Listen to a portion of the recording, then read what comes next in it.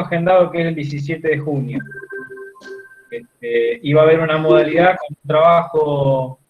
con un trabajo práctico que después le vamos a ir comentando de qué se trata, trabajo práctico grupal. Bien, la primera clase, ya entrando un poquito más en eso, les propongo, chicos, que el que no entienda algo, que levante la mano, como dice ahí, así le puede hacer la pregunta a Horacio, o que escriba el mensaje, así lo podemos ir viendo sobre la marcha, ¿no? Porque entiendo que en esta primera clase muchas veces podemos hablar de cosas como que a veces damos por sentado que se saben y no se conocen, ¿no? Por ejemplo, hablar del capón. No sé si todos saben lo que es el capón o no, en este caso. El capón, ¿qué sería? El cerdo más grande que se vende. No es el más grande porque están la cerda y los padrillos que son de descarte que se terminan vendiendo, pero dentro de la cadena de producción, el más grande, que pesa 110 kilogramos. Nace como lechoncito, pasa toda su etapa de crianza hasta que llega a los 110 kilos y ya se denomina capón. Y les cuento esto porque en algún momento seguramente voy a hablar de kilogramos de capón para que ustedes tengan idea, ¿no? Que es la categoría que más se comercializa en el país. La idea de esta clase es hacer una clase introductoria para que ustedes entiendan cómo nace la producción porcina. Después pasamos un poquitito para lo que es la producción a nivel nacional, un poco internacional, y cosas relevantes que están pasando hoy a nivel mundial que creemos, o acá en el país que creemos que son relevantes. Les repito, si tienen que parar la clase, párenla o hagan la pregunta y Horacio, vos anda viendo si la pregunta es relevante de frenar o no. Profe, disculpe, Sí. tengo una consulta con respecto a las clases. ¿Van a ser siempre en este horario? Mira, nosotros lo pusimos en este horario el año pasado porque creíamos que era un horario donde mejoraba mucho la conexión, como que mucha gente ya sale de las oficinas y todo eso, donde hay un uso masivo de Internet, y entonces todos podíamos tener una mejor calidad de la clase. Esto no quita que no podamos adaptarnos a un horario distinto, ¿no? De acuerdo a lo que se proponga. Somos abiertos, una cátedra que somos abiertos para que podamos mejorar esto, ¿no? Acá lo importante es el aprendizaje de ustedes. Bueno, gracias. Después nos dicen de última si les queda cómodo este horario o prefieren algún otro. También tienen que entender que por ahí nos tenemos que adaptar nosotros, ¿no? En eso. Yo lo que voy a hacer es presentar ahora una plantilla para ayudarme un poco con la clase. Ustedes me dicen si se está viendo o no.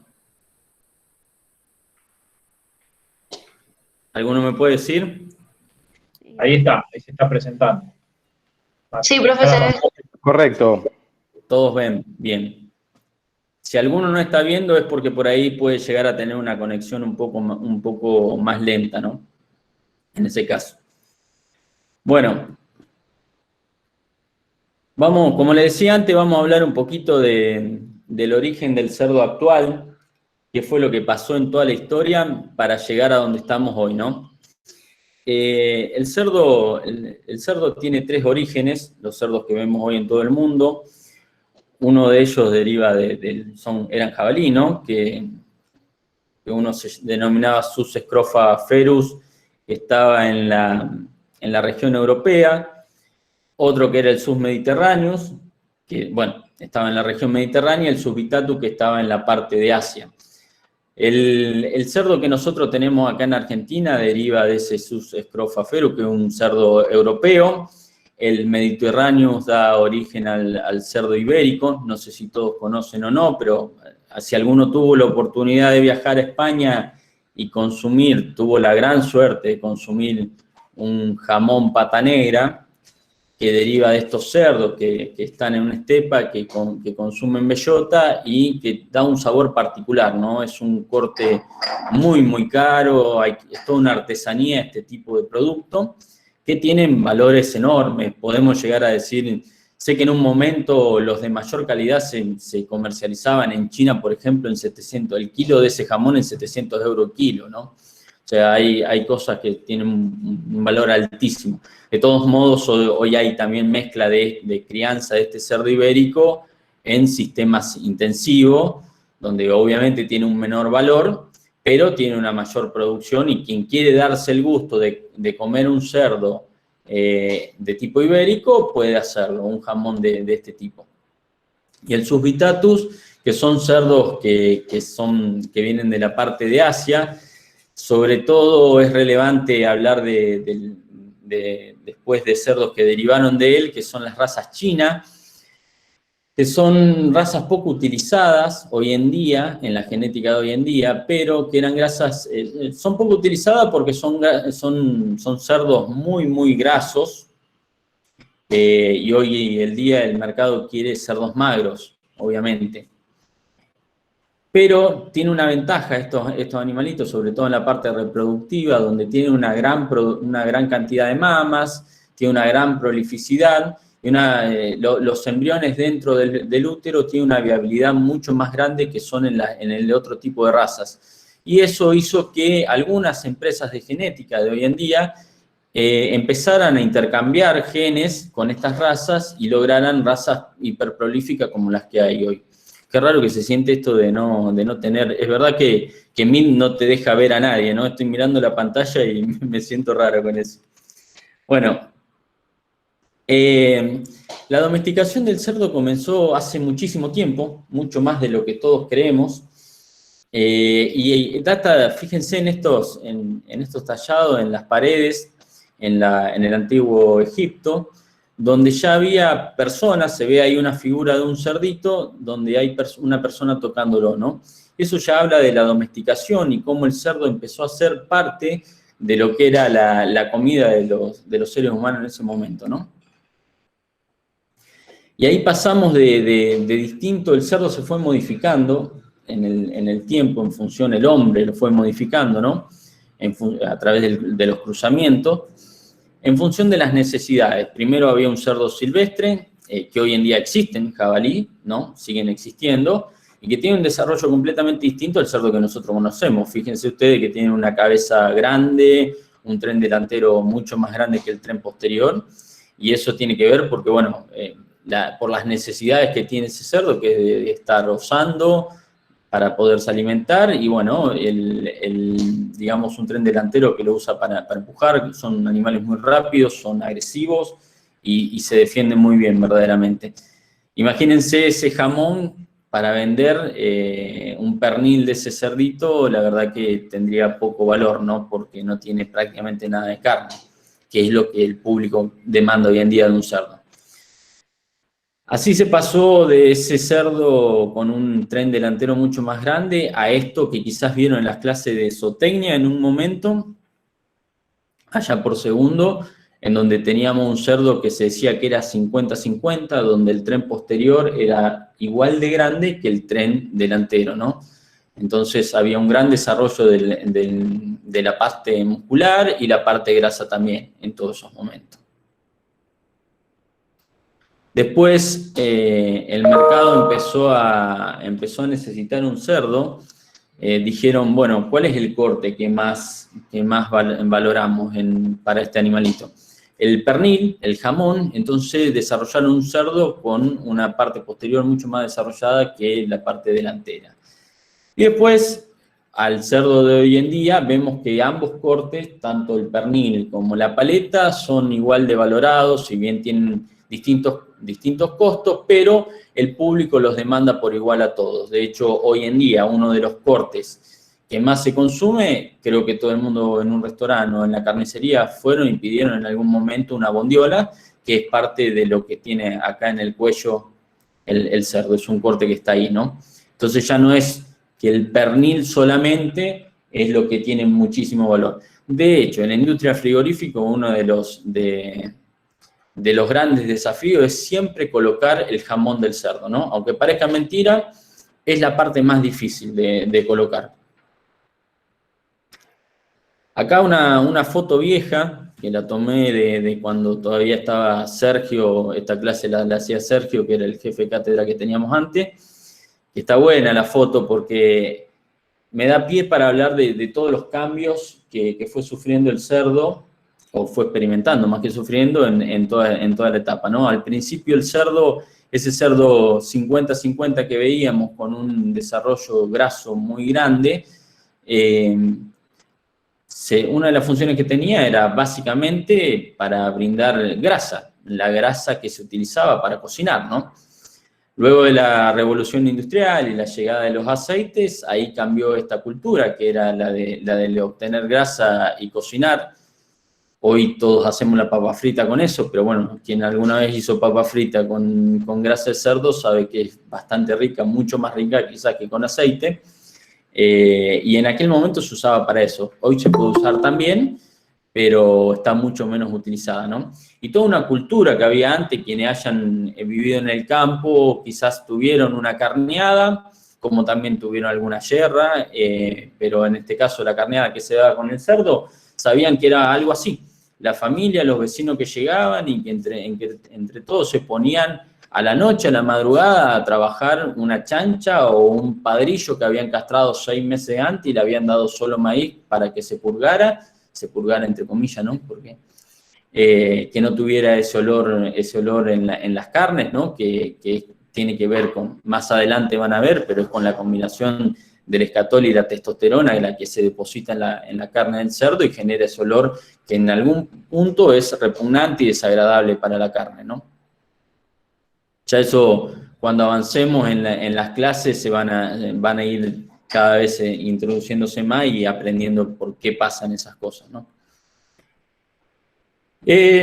Pasado todo eso, yo no sé si tienen alguna pregunta o no sobre esto, pero vamos a pasar a algo que tiene que ver un poquito más con la actualidad, que es el mercado interno, el mercado de Argentina, que es un poquito más interesante que esta parte, o al menos a mí me resulta más interesante, ¿no?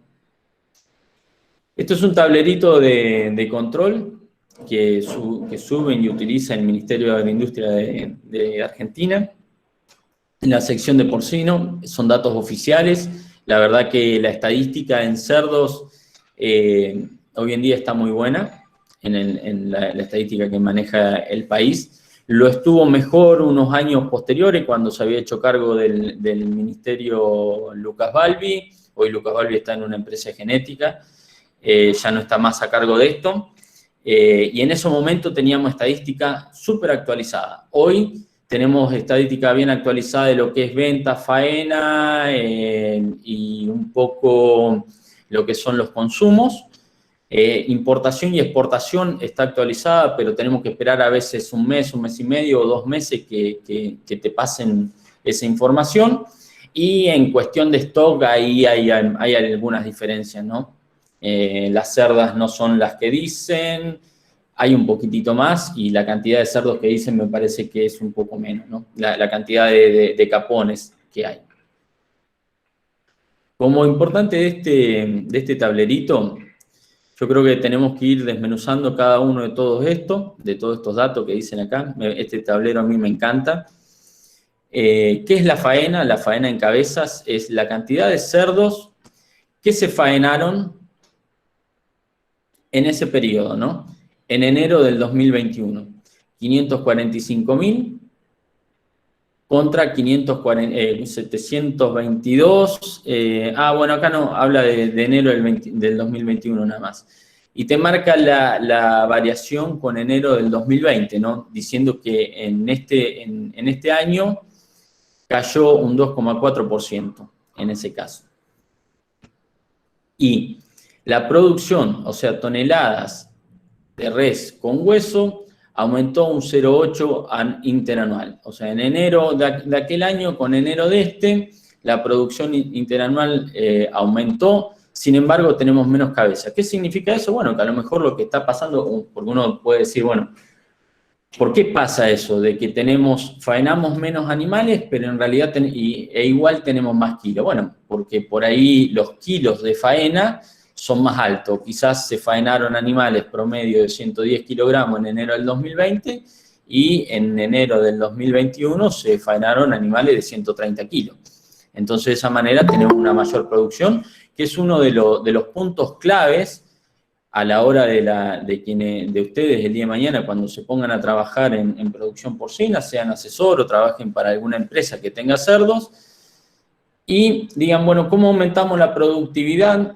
Es algo básico para decir cómo diluir costo fijo, cómo aumentar la rentabilidad, y ahí cuando hablamos de rentabilidad hablamos de algo económico, bueno, produciendo más kilos. Con más kilos, y eso lo podés lograr tal vez aumentando un poco el peso de faena. Claro que hay algunas complicaciones para todo eso, pero bueno, después se pueden ir charlando a lo largo del semestre para ir viendo cuáles son las ventajas y desventajas de hacerlo, ¿no? Lo más importante de todo de lo que sucedió en este año que pasó, es el aumento de las exportaciones, básicamente, que creo que es el dato más lindo que tenemos dentro de la producción porcina. Acá, ustedes, ojo, vemos que me dicen, bueno, pero ¿qué nos está diciendo que se aumentaron las exportaciones? Y vemos que se aumentaron mucho más las importaciones que las expo, ¿no? Pero esto mide solo enero con enero. No miren este número. Si vamos al análisis de esto, quiere decir, en enero de este año aumentamos un 37% con respecto a enero del año pasado, y enero de este año aumentamos un 27% las expo con respecto a enero del año pasado, ¿no? Después vamos, en el cuadro siguiente, vamos a ver bien qué pasó con el número real de la exportación en todo el año pasado. Y el consumo, que hace rato que está estancado en estos 13 kilogramos y medio, parece poco, pero para nosotros es un montón. ¿Por qué es un montón? El consumo interno hace 15 años atrás, más o menos, corregime Horacio, que vos estabas más inserto en ese momento en la producción, 15, 16, 17 años atrás, el consumo de carne de cerdo en la Argentina era de 5 kilogramos por habitante por año. Y eso básicamente de los 5 eran 4 kilogramos, eran fiambres y chacinado, y 1 o medio kilo era solamente de carne, de consumo de carne fresca. Correcto, esa es la verdad. Lo sacábamos en gramos por día y te daba una pizquita de carne por habitante por día, era una cosa ínfima. Bien.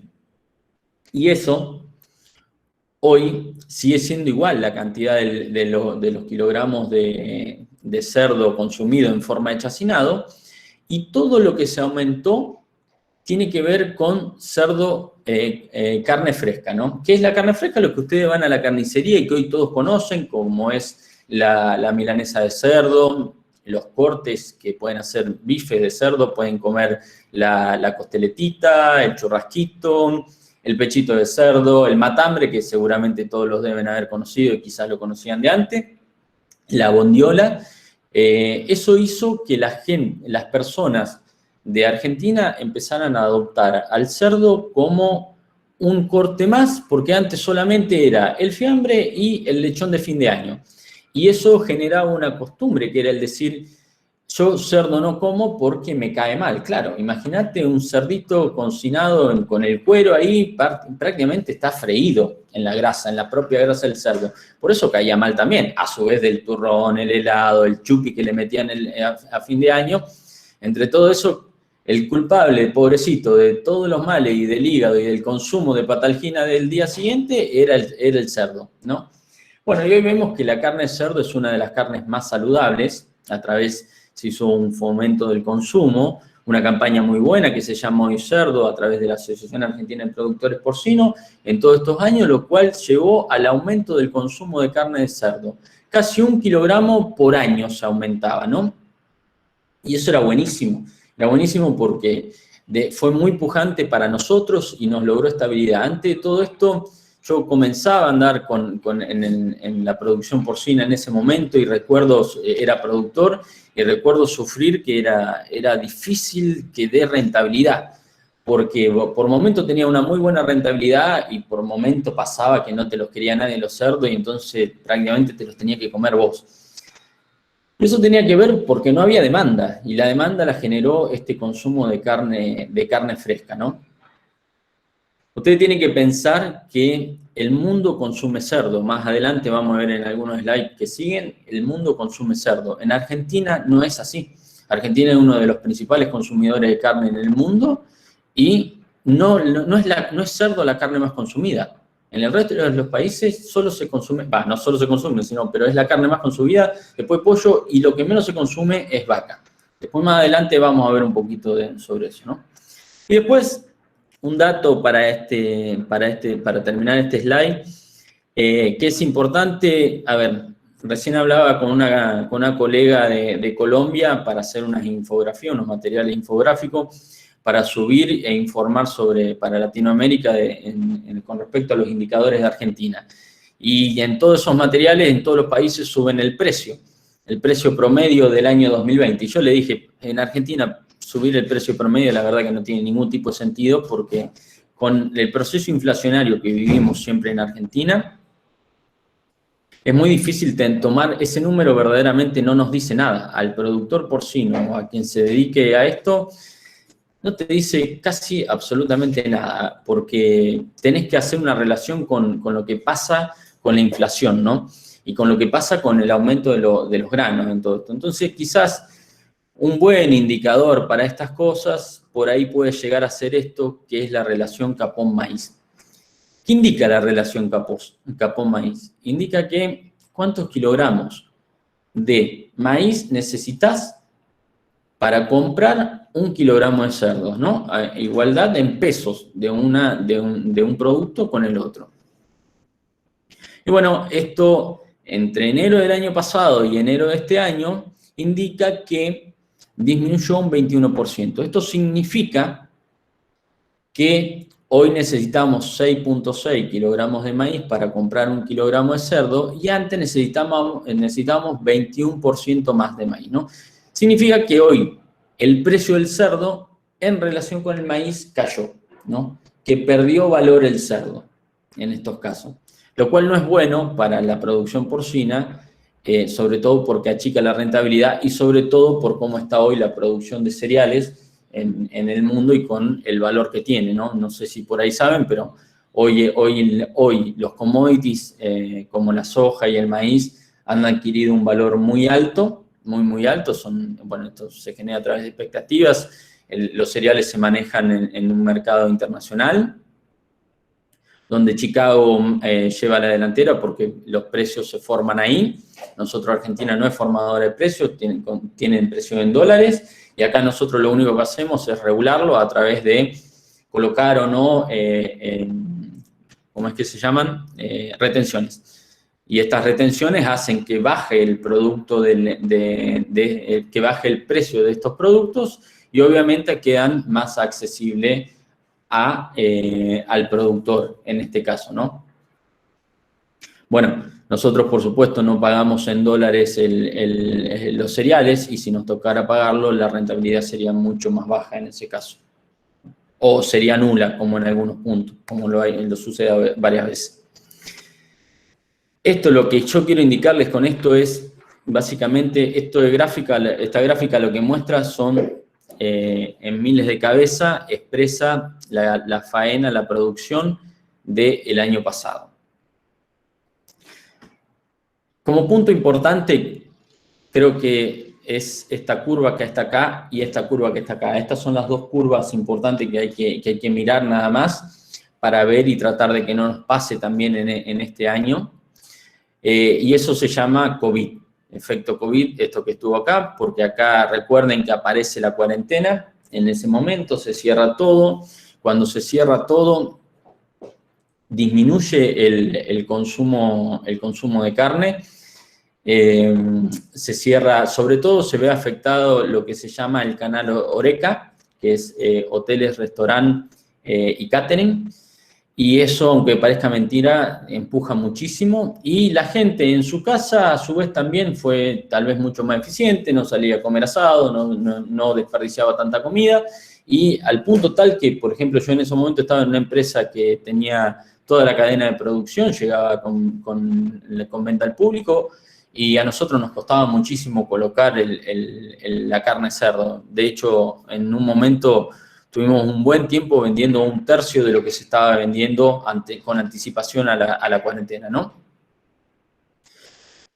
Y esto trajo problemas, ¿no? Esto trajo problemas porque acá dijimos, bueno, aumentamos muchísimo la productividad.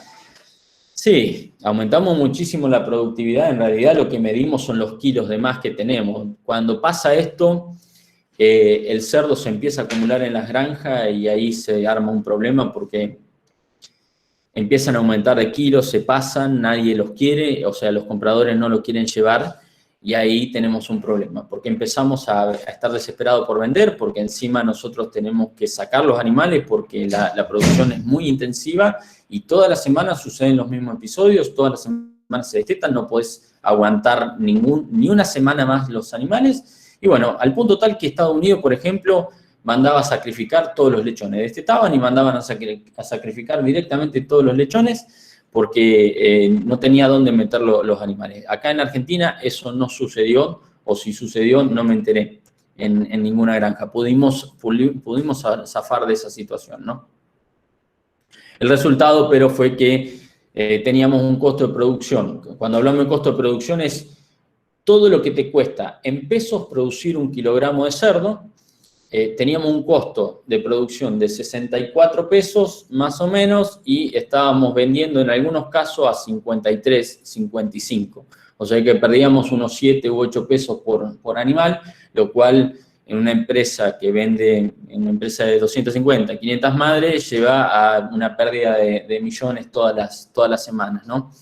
Eso fue bastante difícil, pero bueno, se sale de todos modos. Hay que, con buenos planes y estratégicos, se sale. Para eso es esta parte de este semestre que ustedes van a estar. Es cómo también, a través de la productividad, hacer eficiente una empresa. No solo en producción, sino también en una sustentabilidad económica, sino también en una sustentabilidad social y en una sustentabilidad que tiene que ver con lo medioambiental. Este es el objetivo de este año para ustedes, este primer semestre para ustedes en producción porcina, ¿no? El consumo, bueno, acá hay que tener en cuenta también que este consumo tiene sumado IMPO y EXPO, importación y exportación. Y esto lo puso así, este gráfico, porque el consumo cayó, obviamente, y después vemos acá un aumento enorme, fíjense que está por encima de lo que consumen los argentinos, en 16 kilogramos, y tiene que ver con que, gracias a Dios, en ese momento China empezó a demandar, y bueno, cuando demanda China, la verdad que suceden estas cosas de que no alcanza la producción nacional para abastecerlo, ni la producción mundial para abastecerlos, porque los chinos son 1/4 de la población mundial, son de los 7.500 millones de habitantes que tenemos, 1.700 son ellos, así que más o menos es 1/4. Y cuando estas personas empiezan a comer, verdaderamente no hay cómo abastecerlos, ¿no? Y China aumenta su PBI todos los años. Este año parece ir camino a ser la potencia mundial en economía. Y está demostrado que los chinos, cada yen de más que ellos adquieren en su bolsillo, lo vuelcan al consumo de carne de cerdo, ¿no? Al consumo de proteínas de mayor valor, y eso significa que en China se vuelca en el cerdo.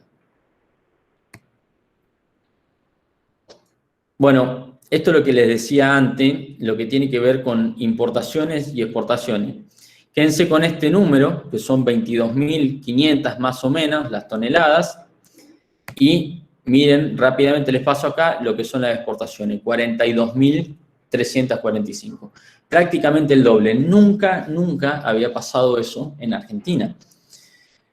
Argentina comienza la campaña de exportación, porque es todo un proceso que estuvo muy bien diagramado. Primero se consumía, vuelvo un poquito para atrás, primero se consumía lo que era carne chacinados, luego se empezó a aumentar el consumo de carne fresca, y después dijeron, bueno, lo que tenemos que empezar ahora para hacer más estable la productividad, la producción, sobre todo la demanda, oferta y demanda, necesitamos empezar a exportar, cosa que nuestros excedentes se vayan afuera, los podamos colocar afuera. Bien, se empieza toda una campaña, por supuesto que no es fácil exportar, porque cuando uno es chico, como lo es Argentina, Argentina es un país que tiene muy poca producción de cerdo, comparado con el resto de los países. Te dicen, vienen los chinos y te dicen, sí, dale, yo te compro, bien, pero quiero tantos containers. Y después cuando vemos la producción que nosotros tenemos no lo podemos abastecer, ni a palos. Entonces ahí es donde tenemos que hacer toda una estrategia para ver cómo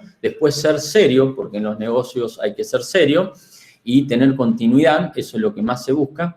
Y bueno, para eso hay que hacer un plan estratégico y de crecimiento a corto, mediano y largo plazo. Entonces, se diagramó un plan que empezó a formarse un consorcio de exportación al principio, en donde algunos productores empezaban a vender cerdos afuera, ¿no? Incluso por mucho tiempo se vendió a menor precio de lo que se vendía acá en el consumo interno. Pero bueno, fue un posicionamiento estratégico. Productores grandes, más de 1000 madres, decían una jaula al mes, imaginen que sacaban 4 o 5 jaulas, una jaula al mes iba un poquito más barata. Y eso era una cuestión de posicionamiento, en ese caso, ¿no? Ellos van a ser los que primero tengan rentabilidad más grande el día que el cerdo se valorice un montón cuando el cerdo que se exporta, ¿no?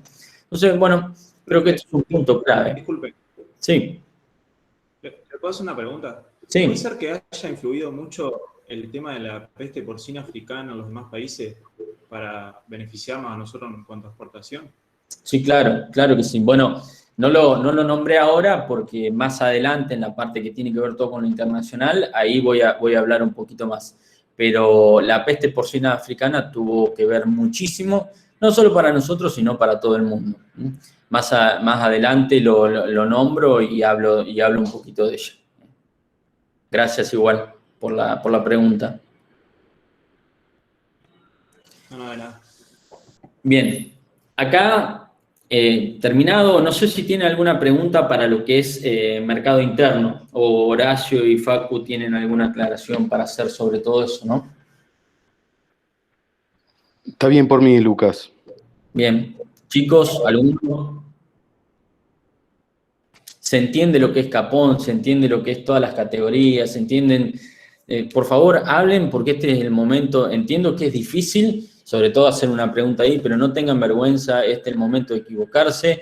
Nosotros tenemos que estar para acompañarlo a ustedes en el aprendizaje. Así que si hago un monólogo de esto nada más, por ahí va a quedar poco. Entonces es necesario, más vale que pregunten, que se interioricen y nosotros podemos parar y volver hacia atrás y no hay ningún problema con eso.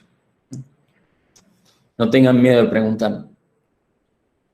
Esto es un poquito de lo que es el consumo de carne a nivel mundial. Como les decía, el mundo no consume bovino, muy distinto a lo que pasa acá en Argentina. En Argentina las carnes son muy baratas. Si ponemos su valor en dólares, obviamente vamos a darnos cuenta que el resto del mundo paga fortuna por un kilo de carne y nosotros la tenemos prácticamente regalada. Más allá de que en el bolsillo de todos los argentinos nos cueste conseguirla y comprarla, ¿no? Pero bueno, tiene que ver con la economía nuestra en ese caso. Así todo, nosotros somos uno de los principales países consumidores de carne en el mundo. Estamos siempre ahí peleando el puesto con Estados Unidos, Australia, estamos siempre por encima de los 100 kilogramos de carne. Este año que pasó, por supuesto, disminuimos bastante el consumo de carne. Tiene que ver con todo lo sucedido. El mundo también disminuyó en algún punto. Pero se ve favorecido, como el compañero de ustedes, que no sé su nombre porque no pude ver quién era quien hablaba, dijo, igual disminuyó el consumo en parte, pero aumentaron las exportaciones totales a nivel mundial por lo sucedido en China con la peste porcina, ¿no? ¿Qué pasa en el mundo? El mundo consume, lo que más consume en este caso, hoy, en el 2020, pasó que lo que más consumió fue pollo, carne de aves, ¿no? En este caso. Donde el cerdo antes, como ven en esta gráfica acá, el cerdo era la carne más consumida. En el 2020 lo que más se consumió fue aves y tiene que ver no por un aumento en la producción y en la demanda de aves, sino lo que tiene que ver con una caída en la producción por lo sucedido con la peste porcina. La peste porcina, muchos habrán visto también hasta videos que están en las redes donde se tiraban cerdos en pozos. Bueno, fue algo bastante feo lo que sucedió, llevó a que China, que es uno de los mayores productores de cerdo, disminuyera su hato porcino prácticamente en 1/3 de la población, ¿no? Y eso generó, fíjense acá lo que les decía, ¿no? Este es un cuadro viejo, no recuerdo la fuente en este caso, a ver, oculto esto, si me dice, no recuerdo la fuente, pero en el mundo había más o menos unas 80 millones de cerdas, en total 80 millones de cerdas madres, de las cuales el 50% estaban en China. El 50% de los cerdos estaban en China, hay un 20% en Unión Europea, Estados Unidos uno de los grandes productores, Brasil el otro, y nosotros no existimos. Imaginen que nosotros tenemos 450.000 madres más o menos, perdón, 350.000 madres más o menos, y algunos dicen, algunas encuestas privadas, algunos informantes privados dicen que tenemos 390.000. No Lucas, prácticamente, sí.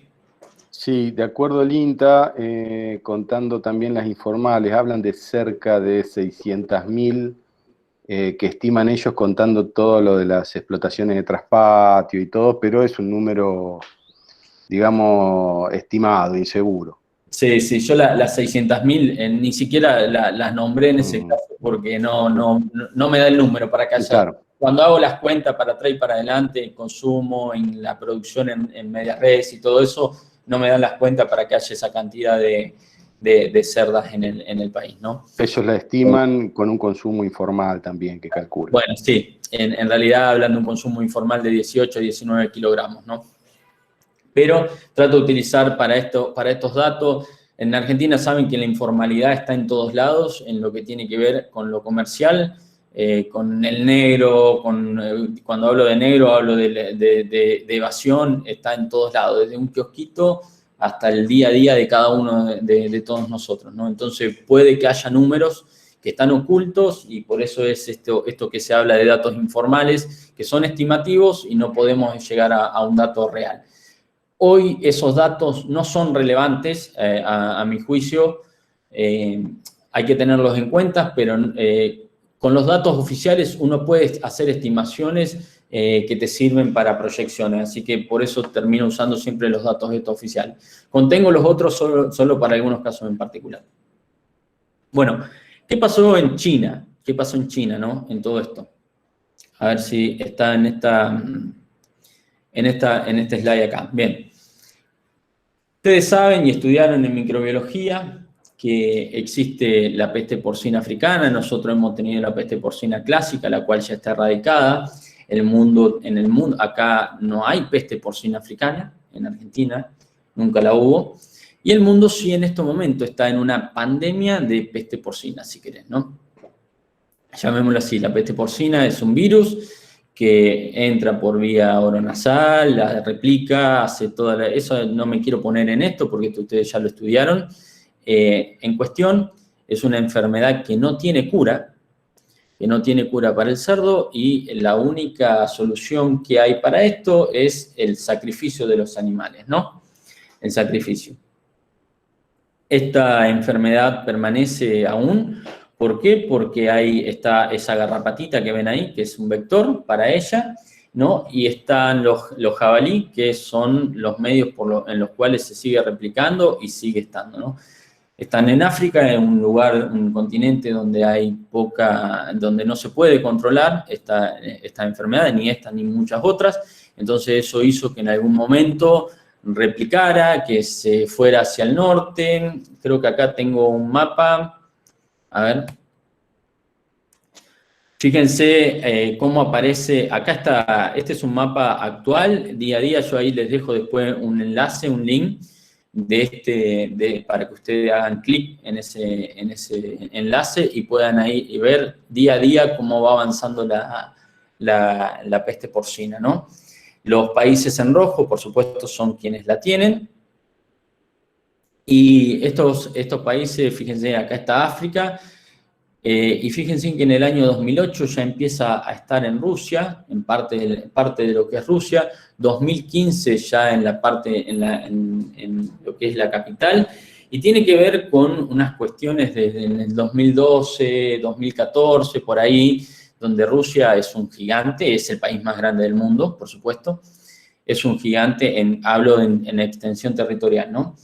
Y tiene un consumo interesante de cerdos y la producción no era alta y ellos deciden en un momento, hay conflictos, está el 2014 el conflicto del veto ruso, ¿no?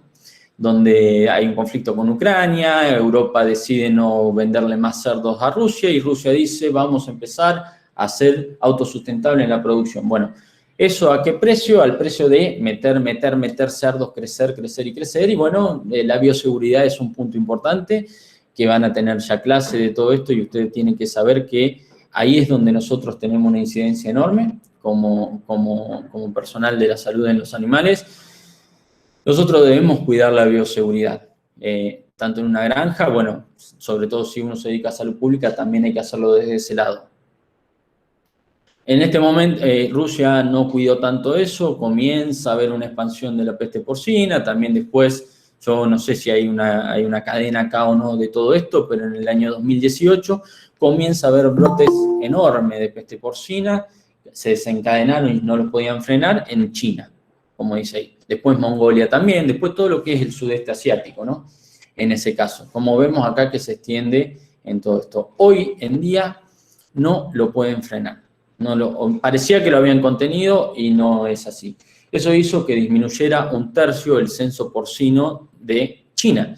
Y como les hablé antes, que China es el país que más cerdos tiene, por supuesto, la disminución de 1/3 en China es 1/6 en todo el mundo, y eso es infernal la caída que hay de cerdos, ¿no? Eso hizo que todo el consumo que había disminuido el año pasado no se sintiera prácticamente porque China necesitaba aún más cerdos. No había manera de cómo abastecer a China, ¿no? Acá les dejo, este es el link de acceso. Seguramente la clase, el link del Prezi está puesto ahí en las comunidades. Si no lo llegan a tener masivo todos, yo me fijo o alguno me escribe a mi teléfono y se lo paso. No me acuerdo si tengo el teléfono o no de Rocío ahí, agendado para pasárselo. Si lo tengo, se lo paso, si después se lo pasan en los grupos de ustedes, en los grupos de WhatsApp. O Telegram, que hoy es más eficiente que WhatsApp. Y bueno, y acá algunos datos que fui tomando, ¿no? de unos consultores internacionales. Porque ¿qué tiene China? Porque en el mercado necesita de señales, los mercados necesitan de señales a corto, mediano y largo plazo. ¿Y para qué son importantes estas señales? Para ver dónde estamos parados y hacia dónde queremos ir. Entonces decimos, bueno, China, de hecho, Argentina hoy tiene un conflicto que, si quieren, después hablamos un poco más sobre eso. Teníamos el año pasado toda una revolución porque había inversiones chinas supuestamente que iban a llegar, que después no llegaron, ahora nunca se sabe si van a llegar, si no van a llegar y todo ese tipo de cuestiones. Bueno, todo esto tiene que ver con que China ya no puede producir como lo hacía, producía de una muy mala manera con cerdo de traspatio, la enfermedad se diseminó básicamente por eso, no se disemina en las granjas de producción intensiva, porque eso uno trata de tener controlado todo lo que es la bioseguridad. Se escapa a veces, obviamente, y puede pasar que ingrese un agente a una granja, pero trata de controlar. Es más difícil de que ingrese ahí que lo haga en cerdo de traspatio, en producciones donde no son controladas o donde no hay un médico veterinario que esté en ella. Entonces, el mundo dice, bueno, China necesita alimento, no puede seguir poniendo cerdos en su país porque empiezan a haber estos problemas, ya la densidad demográfica es muy alta y entonces no cabe un cerdo más. ¿Qué va a hacer China? ¿Está poniendo, no está poniendo cerdos? ¿Están creando granjas de estos? Seguro que están creando granjas, incluso granjas de 9 pisos, cosas que nosotros acá ni pensamos, ¿no? Son granjas increíbles. un compañero nuestro de España, un colega nuestro, viajó y vio eso, cómo lo están haciendo, y me contó que son granjas impresionantes y con un diseño muy bueno. Pero no solo China, sino el resto del mundo queremos saber qué va a pasar, porque nosotros podemos invertir y después queremos saber si China lo va a llevar o no, ¿no? En ese caso. O abrir las puertas a que los chinos vengan y pongan, como decían, acá, y que después se lleven su cerdo allá, ¿no? Esta es la opción que menos me gusta a mí en lo particular, pero esto es una opinión muy particular mía. Yo lo que trato de darle acá son datos para que ustedes puedan formar su propia opinión sobre todo esto. Lo que no tengo datos certeros es qué sucede con la producción de China, porque los chinos, al igual que lo que pasó con el COVID, ocultan datos. Siempre los chinos ocultan datos de muchas cosas, ¿no? Ellos decían que para este año 2021, ya iban a tener el 90% de la producción recuperada. Difícil para todos, pero como son chinos, viste, los chinos no sabes qué es lo que puede llegar a pasar, porque verdaderamente hacen cosas que se escapa a lo que nosotros podemos hacer. Tiene una capacidad de producción para todo inmensa. A nosotros a veces no lo podemos entender. Tiene una efectividad muy alta en esas cosas. Después, analista de Rabobank. Rabobank es una entidad que, bueno, genera la mayor cantidad de información y que es muy certera. El mundo de los mercados se rige por esta entidad. Decían que para el 2024 podía llegar a haber una recuperación total. Y después, no se sabe si eso va a ser así o no. Acá tomo el comentario de esta persona, en donde dice que la velocidad de importación de la cerda abuela aún no llega ni al 30% de lo que se necesita para reponer el inventario de F1 de las cerdas de China. Abuelas, si nos vamos a lo que es genética, abuelas en genética sería, supongamos, para hoy, después van a ver mucho mejor esto, pero es la filial anterior a la F1 en este caso, ¿no? Serían como los progenitores de la F1, como si serían las razas puras. Lo digo entre comillas, no son razas puras, pero supongamos que fuesen eso, ¿no? Entonces, y es fundamental el ingreso de esta abuela para ver cómo va a crecer el hato porcino en años posteriores. Pero bueno, muchas de estas son todas especulaciones. Y acá dejo en signo de pregunta el tema de la vacuna. Saben hasta el día de hoy que no hay creada una vacuna todavía para la peste porcina africana. Había comentarios de que ya lo había, de que era un virus que se había logrado. Ayúdenme un poquito, tendría que estar Carola en esto, que sabe más de vacuna. Son virus que son modificados, que son cultivados, que son deleteados. Son virus deleteados, que en realidad la idea es que no se produzca la enfermedad. Bueno, hay información de que hubo vacunas en producción de este tipo, que la utilizaron y que se produjo la enfermedad y lleva la cronicidad de la enfermedad. Entonces, hoy en día, incluso China está en una campaña atrás de estos lugares que están fabricando esas vacunas a virus deleteado. Entonces, todavía no hay nada con el tema de vacuna que sea verdaderamente la solución para este problema. El mundo sigue con este problema, incluso países serios, como lo es, por ejemplo, Alemania, que es uno de los países más serios que hay a nivel mundial, tuvo algunos focos de peste porcina, con lo que implica eso para el mercado internacional. Y después es lo otro, ¿no? Que vos decís, Alemania, vamos a aclarar, encontraron cerdos de jabalí, ¿no? No encontraron en granja esto. Enseguida lo controlaron, los alemanes hacen todo bien, lo controlaron todo y están en vigilancia continua, ¿no? Pero hay problemas. El otro problema de las vacunas a virus deleteado, vos decís, bueno, vacunamos. ¿Qué pasa con esta vacuna en los países que son libres? Y las implicancias que eso tiene para un comercio. Son todas las preguntas que nos tenemos que hacer. Yo tengo una granja libre. ¿Qué hago? ¿Aumento la bioseguridad de la granja o vacuno? Sí, pero si vacuno no estoy vacunando con una vacuna que sabemos que no va a pasar nada. Puede llegar a producir la enfermedad. Y eso ya el estatus te cambia. No es lo mismo ser libre que tener un estatus libre con vacunación. Entonces, es todo un desafío de acá adelante qué es lo que vaya a suceder con esta enfermedad, ¿no? No hay nada todavía al día de hoy. Lo único que hay recuperación y que hay que hacer vigilancia epidemiológica y hay que hacer mucha bioseguridad. Eso es lo único que nos puede llegar a salvar. Profe, disculpe. Sí. En el caso de América, ¿hay algún país afectado? No. Acá, por ejemplo, en Argentina, trajeron jabalíes. ¿Trajeron? Perdón, no escuché. Que si bien no es nativo el jabalí, trajeron. ¿Podría darse en algún caso? No, porque también esos jabalí tienen que estar infectados, ¿no? Para que suceda la enfermedad. Si bien hay jabalí, pero salvo que traigan hoy en día un jabalí de China o un jabalí de estos que estén infectados, si no tenemos circulación no hay ningún problema en ese caso.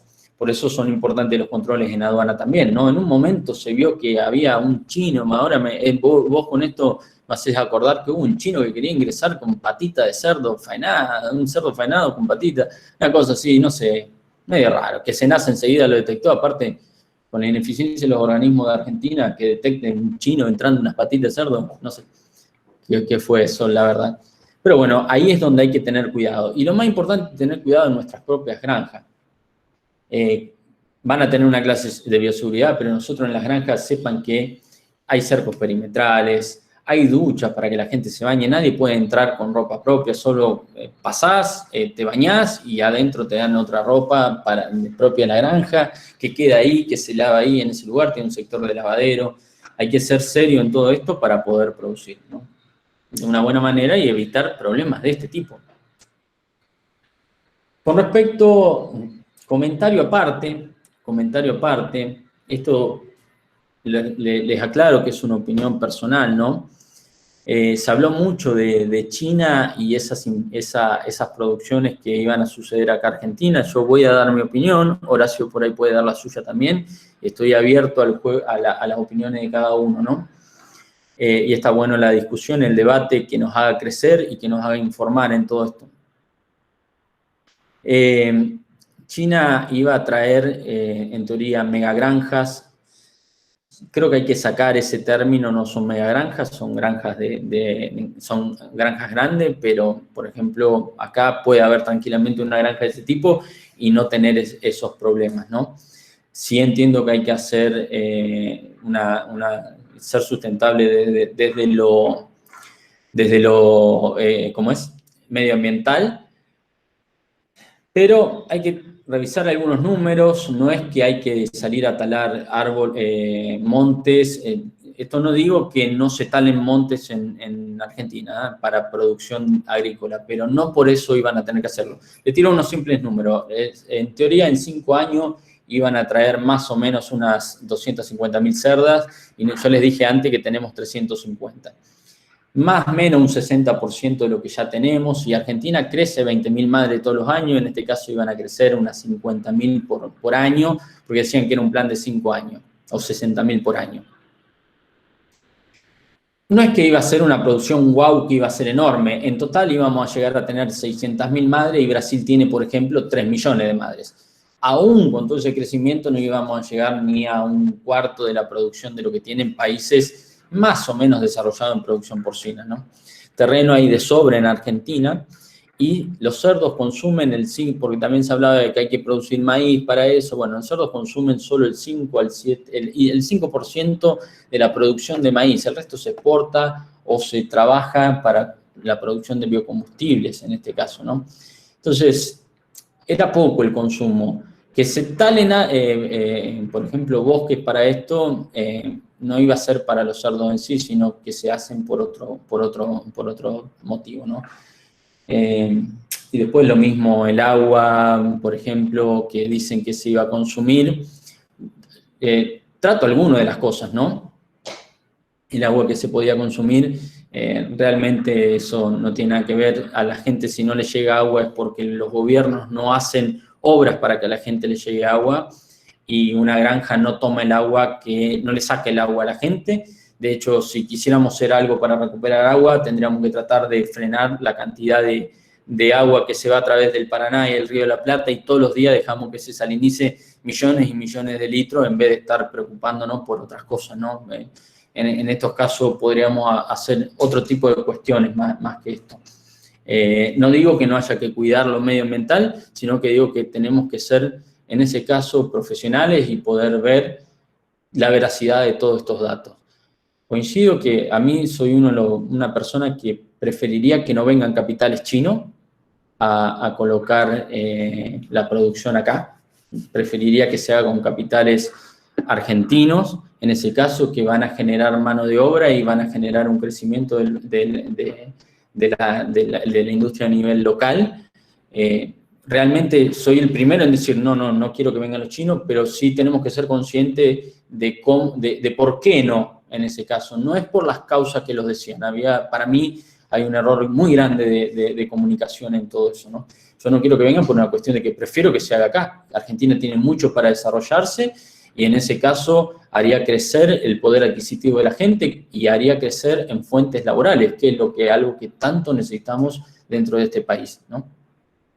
Les repito, esto es una opinión netamente personal, ¿no? No es algo más que eso y está bueno que puedan escuchar todas las campanas de todo esto. Ahora, si alguno quiere hacer una pregunta, hágala, por favor, de verdad, no tengo ningún problema en responder todo esto, ¿no?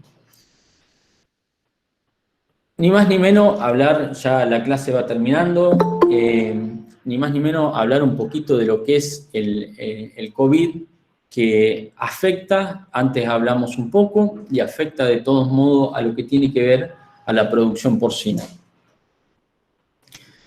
Los coronavirus no son nuevos, ustedes lo estudiaron en microbiología, no son nuevos para la producción porcina. De hecho, nosotros tenemos el PED, como dice ahí, que es un coronavirus, ¿no? El virus de la diarrea epidémica porcina. Es un beta coronavirus, el COVID-19 es un beta coronavirus, solo proviene del murciélago y no se transmite en el cerdo. Eso es algo importante para poder transmitir, ¿no? Nosotros como educadores, en ese caso, de parte de la salud pública, tenemos que informar eso. Acá en incubación, síntomas en su momento, yo me acuerdo de este slide lo hice el año pasado, apenas estaba empezando todo esto, y tomé esa información. Creo que hoy todavía ni siquiera se sabe bien cuánto es la incubación, cuánto es los síntomas, qué es creta, quién no es creta, todo ese tipo de cuestiones. Verdaderamente hay muchas cosas que no se saben, pero sí quiero que ustedes puedan transmitir esto, ¿no? El cerdo, por lo menos hasta el día de hoy, no transmite el COVID-19, no se vio esto, ¿no? ¿Qué es lo importante del COVID? De tener en cuenta, primero, lo que les hablé antes en cuanto a lo que tiene que ver con el mercado, que cómo influyen los consumos, si se cierran las fronteras, si no se cierran, todo eso ustedes lo tienen que ver. Y después lo que pasa con la bioseguridad en la granja, tanto para los animales como para las personas. Los animales no se van a ver afectados, pero las personas sí en este caso. Y bueno, el año pasado fue realmente todo un desafío. Yo estaba, les dije antes, estaba en una empresa que estaba con una granja de cerdos, tenía de 600 madres, un frigorífico, carnicería, y verdaderamente tenía que andar velando porque la gente se cuidara, porque no se juntaran a comer, porque si había un solo caso, cerraba todo, y yo les explicaba que si teníamos que cerrar el frigorífico, difícilmente íbamos a ser sostenible económicamente esa empresa, porque ya veníamos mal y iba a ser muy difícil sostenerla, y las fuentes de trabajo se iban a caer. Y entonces había que haber teníamos que tener toda una responsabilidad. Y bueno, acá el médico veterinario jugaba un rol fundamental, porque creo que los médicos veterinarios conocemos un montón de epidemiología. Hasta en algunos casos es más que los médicos. Los médicos no están tampoco preparados para manejar poblaciones y este tipo de cosas. Hablo de los médicos en general, hay médicos humanos que por supuesto se dedican a esta parte y que conocen muy bien sobre epidemiología. Pero los veterinarios estamos más continuamente, y sobre todo los de producción, estamos muchas veces con todo esto, ¿no? Sabemos lo que es una cuarentena, sabemos lo que es cuarentenar animales y sabemos lo que significa hacer test para ver si hay o no una enfermedad en las nuevas poblaciones que van a ingresar a una población originaria en ese caso. Entonces, nuestro rol era fundamental ahí en la salud pública, sobre todo para colaborar en la difusión de este nuevo virus, y tanto en la población como dentro de cada una de todas estas empresas, y ver qué protocolos armar para ver cómo los llevábamos adelante. Bueno, en el caso de donde estaba yo y muchas otras granjas, teníamos siempre webinars, porque el año pasado fue el mundo de la virtualidad, y había webinars por todo lado donde hablábamos de cómo trazar estrategias para ver cómo llevar adelante igual la producción. Tal es así que hacíamos turno diferido, en un horario entraban los de gestación, en otro los de maternidad, tratábamos de cruzarlo para cuando había que entrar las hembras a parir y había que destetar las otras, coordinar horarios. Fue todo un desafío, un poco en algunos puntos lindo, en otros lados estresante, pero logramos llevar adelante y en ningún momento se cayó la producción, ¿no? Y eso creo que tiene que ver un logro desde todos los actores del sector, que no dejó en ningún momento de alimentar a la población, y hay que entender este rol tan importante que cumplimos, que es alimentar a la población. Los cerdos, uno puede ver a esto como un negocio económico, pero en realidad tiene algo tan importante como es alimentar al mundo. Para mí lo veo desde ese lado. Y en su momento, en un momento tan difícil para este país y para el resto de los países, bueno, nosotros seguimos andando, y creo que eso tiene que ver en gran parte también por el trabajo de los veterinarios y su rol ahí adentro de la granja, ¿no? Entonces, bueno, para mí eso estuvo muy bien hecho, ¿no? No se cortó, prácticamente no se cortó, muy pocas granjas tuvieron problema con todo esto, muy pocas granjas se dieron casos positivos. Hubo un compromiso de la gente, hubo gente que iba a dormir a las granjas, que entendía porque tenía que trabajar, que la cosa tenía que seguir, porque hay que darle, pensaban en sus hijos, que había que darle de comer, a su familia, a todos, y que esto no podía parar. Hubo un compromiso enorme del sector que verdaderamente te hace sentir un poco orgulloso en todo eso, ¿no? Después, ahí hablo de esa capacidad de abastecimiento, y acá dejo una preguntita que es la emisión de gases por la ganadería, y en el rol de informar a la población nosotros y educar. Hay campañas de desprestigio. Nosotros, yo no estoy en contra de los distintos consumos hoy de las distintas costumbres que hay, veganos, vegetarianos, gente que come carne, gente que come todos los alimentos. La verdad, no estoy. Yo creo que la población está haciendo cambios, y la adaptabilidad de esos cambios es importante para permanecer y para no renegar de las situaciones. El mundo quiere cambiar algunas cosas y está perfecto que lo hagan. Y yo creo fantástico que lo haga desde la nutrición. Porque lo que uno consume tiene mucho que ver con lo que nos pasa después a posterior. Acá hay un tema importante. Se la cuestiona a la ganadería como la principal productora de gases de efecto invernadero, ¿no? Y la ganadería el año pasado siguió estando, y resulta que incluso se cerró el agujero de ozono, se vieron el aire más limpio que nunca en todo el mundo, había fotos de Google en todo esto, no es algo que digo solamente yo, sino información que pueden encontrar en todos lados, y resulta que la ganadería siguió estando. Entonces quizás tenemos que replantearnos algunas otras costumbres y no echarle la culpa a la ganadería, o tan solo a la ganadería, de todo esto. Y hablo básicamente de la ganadería bovina, no tanto la del cerdo en sí, en estos casos, pero nosotros somos artífices de todo esto. Y participamos en todo, ¿no? Repito, no estoy en contra del consumo de ninguna de las distintas costumbres de las personas en su hábito alimenticio, sino que trato de hacer una campaña de educación en todo esto. Se me fue algo que iba a decir con respecto... bien, ya me acordé. Hay un índice que tiene que ver con... que se mide en distintas regiones. Lo puedes medir en países, lo puedes medir en regiones. Este índice lo que mide es el balance en la huella de carbono, ¿no? El consumo de carbono contra la emisión de carbono. ¿Cómo es eso? Por ejemplo, y este balance en la pampa húmeda, da menos 12. ¿Qué significa? Que se secuestra 12 veces más carbono de lo que se emite, ¿no? Básicamente el dióxido de carbono, que es uno de los gases productores, el mayor productor del efecto invernadero, es secuestrado 12 veces más de lo que es emitido. Bien, hay que entender un poquito el ciclo de lo que es hoy se mide huella hídrica. No quiero explayarme mucho en todo esto, pero podemos hablar en huella hídrica de consumos de agua. Hay que hacer una separación entre lo que es aguas grises, aguas celestes y aguas verdes, porque el mayor consumo, cuando se dice 1 kilo de carne, para producir 1 kilogramo necesitamos tanto. Fíjense que la mayor cantidad, la menor es agua azul, agua celeste, que es la que verdaderamente consume un animal. El resto es agua. Las aguas verdes, que son una de las más grandes, tienen que ver con la evotranspiración, y la evotranspiración ocurre estén o no produciendo carne. Eso tiene que ver con el balance entre lo que se produce en lo que es las lluvias y lo que transpira en las plantas continuamente de agua. En esto no soy un experto en la materia, pero sí sé que hay que diferenciar entre aguas azules, aguas grises, y que son las que se desechan, y las aguas verdes, ¿no? ¿Para qué digo? No para no cuidarlos, sino para sí tener en cuenta de hacer una buena educación para la población. Somos responsables de esto.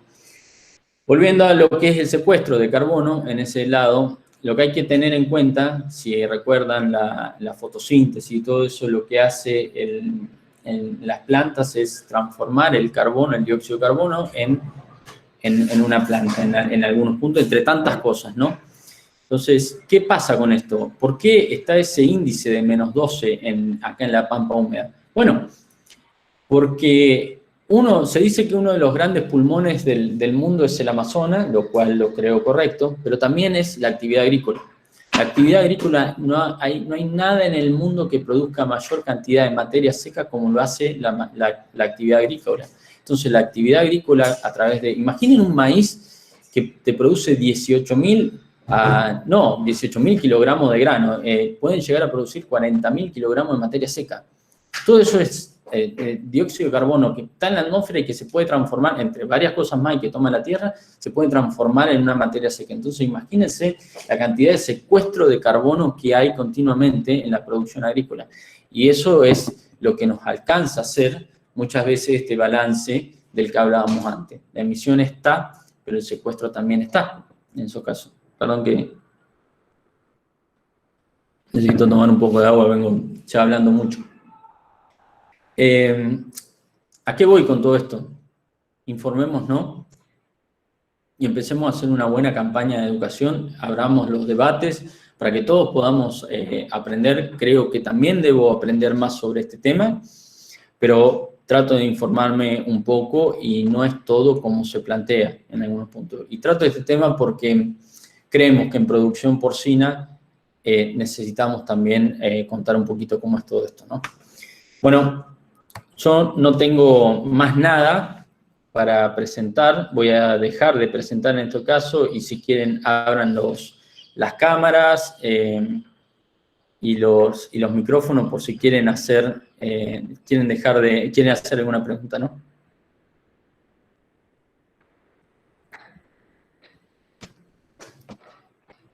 No hay preguntas, Horacio. Sí, algunas pequeñas preguntas en el chat, pero no, ya está respondida. Por ejemplo, ¿cuál era el mail de la cátedra? Yo puse que para consulta también pueden usar mi mail. No hay preguntas en el chat. Siempre esta clase es una clase con pocas preguntas porque es meternos, venimos cuando estudiamos veterinaria, lo que menos pensamos que se puede hablar de mercados y de todas estas cosas, y sobre todo cuando tengan economía van a decir, ¿qué estoy haciendo yo estudiando economía acá en veterinaria, no? Pero bueno, que después de recibidos van a empezar a decir por qué no presté más atención en aquel momento en las clases de economía, en este caso. Bueno, una cosa que siempre recalcamos, Luca, a nosotros esto ocurre todos los años, es el tema de darle más importancia a lo que son las finanzas básicas y la economía, y como van a ir viendo también en el transcurso de la cursada, nosotros a las cuestiones biológicas también le ponemos números. Somos una cátedra de producción animal, una de las producciones animales. Entonces, sí vamos a ver lo que es costos y algunas otras cosas que implican números. Y una recomendación que siempre le damos a todos es que si puedan, lean o háganse algún cursito o algo de finanzas básicas y de economía. Es difícil a veces decir, bueno, ¿cómo, si yo vengo acá a hacer medicina, vengo a hacer otra cosa? Bueno, para quienes tengan una clínica el día de mañana o trabajen en una clínica, van a querer saber defender su salario, porque en sí una de las cosas por las cuales uno hace la carrera es porque hay distintos motivos, ¿no? Por los cuales uno termina haciendo esta carrera. A veces ni sabemos. A veces entramos a los 18 años y no tenemos ni idea de lo que estamos eligiendo, y en algunos casos, si nos tocara hacer nuevamente la carrera, como en el caso mío, creo que no volvería a elegir veterinaria. Creo que elegiría otra, no sé. Tengo dudas sobre eso.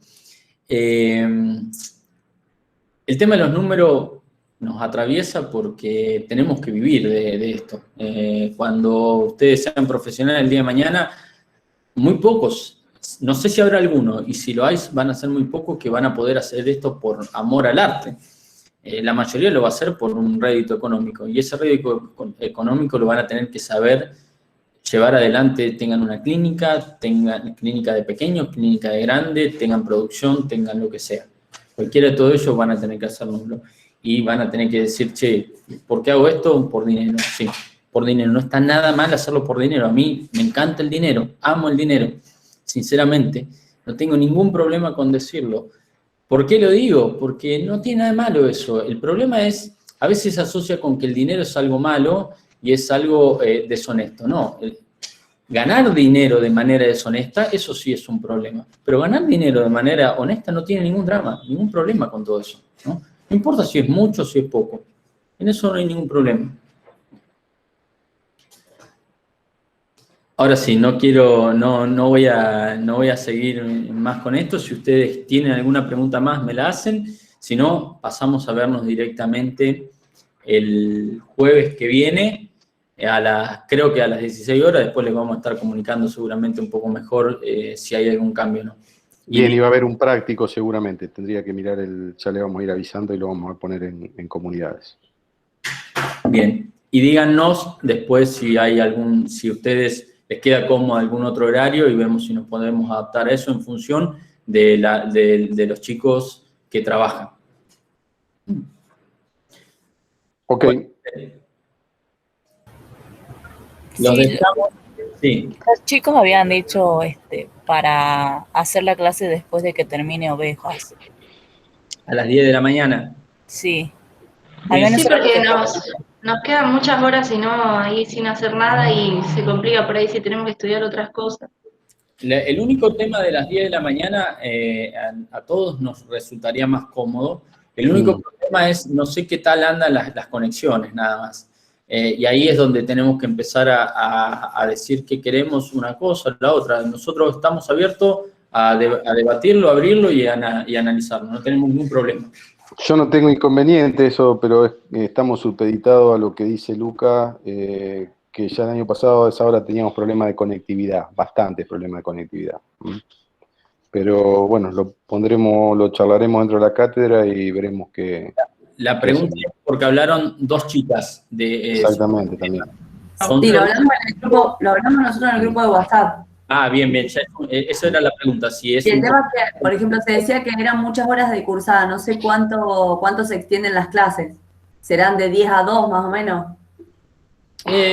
Puede llegar a ser, obviamente, cortes, puede llegar a ser de 10 a 11, 11 y media. Vos imagínate que la clase esta duró 1 hora y media, puede ser 1 hora y media ahí, después otra hora y media de práctico, otra hora, dependiendo qué es cómo se vaya llevando la clase. Las clases de práctico en sí, que tienen que ver con ejercicio y todo eso, es recomendable por ahí que Antes, cuando preguntaba si había asistencia o no, es recomendable que esas clases asistan porque se da todo lo que se termina tomando en el parcial, ¿no? Y las teóricas sirven mucho para el final, en este caso. Bien. Sí, generalmente las clases tienen un promedio de 1 hora y media, tanto sea la teórica y la práctica. Y el práctico, tal vez, de acuerdo a la dificultad de la clase, del tema de la clase o al interés de los alumnos, se puede extender lo que ustedes quieran. Tanto como hacíamos cuando teníamos clase presencial. O sea, dábamos la clase práctica, que es una clase que puede durar 1 horita, y después quedábamos un rato explicando, pero el final de la clase también está un poco supeditado a ustedes. Si ustedes tienen poco interés, yo doy la clase, no hay ninguna pregunta, no hay ninguna duda, no tiene sentido seguir con la clase. Si algún alumno se queda enganchado o tiene dudas o tiene algún problema de comprensión que hay que explicar otra vez, yo no tengo ningún problema en seguir con la clase hasta que esté satisfecho el alumno. Bueno, gente, nos despedimos y nos vemos el jueves que viene. Bárbaro, gracias. Bueno, gracias. Muchas gracias. Gracias, hasta luego. Chao. Gracias, saludos. Chao, chao.